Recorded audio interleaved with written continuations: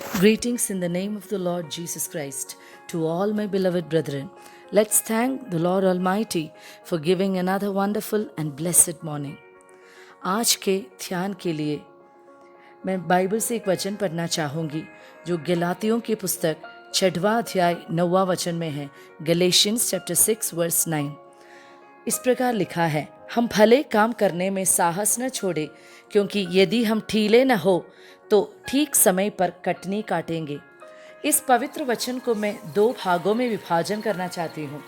एक है 2 काम जो हमें करना है अर्थात डूस। दूसरा है 2 काम जो हमें ना करना है अर्थात डोंट्स।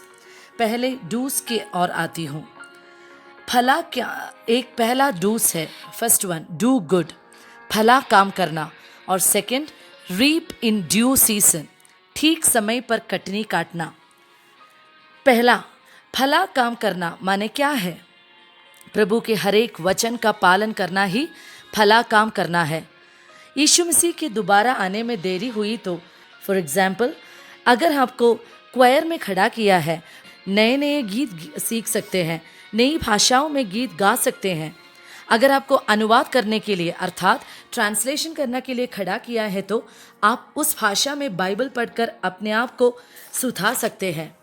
अगर आप एक संडे स्कूल शिक्षक हैं तो आने वाले नए साल में बच्चों को क्या क्या पढ़ाना है, किस तरह तैयार करना है, इसका योजना बना सकते हैं। नहीं तो आप सबके पास मोबाइल फ़ोन्स हैं ना, हम अपने सोशल मीडिया का इस्तेमाल करके सुसमाचार फैला सकते हैं। हम अपने दोस्तों को, रिश्तेदारों को जो मसीह में ना है, एक छोटा सा वीडियो या छोटी सी गवाही उनको भेज सकते हैं। दूसरा है ठीक समय पर कटनी काटना, जो हमें करना है। ठीक समय माने क्या है? ठीक समय माने हमारा और आपका समय नहीं है, सिर्फ और सिर्फ प्रभु का समय है। किसी भी बीज बोने के बाद उसकी कटनी के लिए एक समय तो ज़रूर होता है, और हमारे अपनों को इतना संभाल के रखा। क्या ये हमने जो मसीह पर भरोसा रखकर जो बीज बोया था उसका कटनी पाना नहीं है? ठीक समय पर वो हमें सब कुछ देगा। दूसरा है डोंट्स, जो हमें ना करना चाहिए। उसमें पहला हमें साहस न छोड़ना है। वचन में लिखा है हमें साहस न छोड़ना है। Do not get fed up of. जो काम हम रोज करते हैं, for example brushing the teeth, दांतों को साफ करना, वो कोई चमत्कार देखने के लिए हम नहीं करते, लेकिन हम जानते हैं कि इससे हमारा दांत मजबूत और स्वस्थ रहता है। ठीक इसी प्रकार प्रार्थना और उपवास हमें जिंदगी भर करता रहना चाहिए, क्योंकि वो हमारे आत्मिकता के लिए बहुत ज़रूरी है। चाहे हमें उत्तर तुरंत मिले या देरी में मिले, प्रार्थना और उपवास करना हमें कभी भी छोड़ना नहीं चाहिए। दूसरा डोंट्स है थक न जाना। Do not get tired of. अगर हम थक जाते हैं तो और कुछ भी हम यीशु मसीह की सेवकाई के लिए कर नहीं सकते। हम नेगेटिव बात बोलना शुरू करते हैं जो प्रभु कभी नहीं चाहते। इसलिए हर एक दिन, हर एक पल हम अपने आप को प्रभु के वचन में मजबूत बनाते रहे।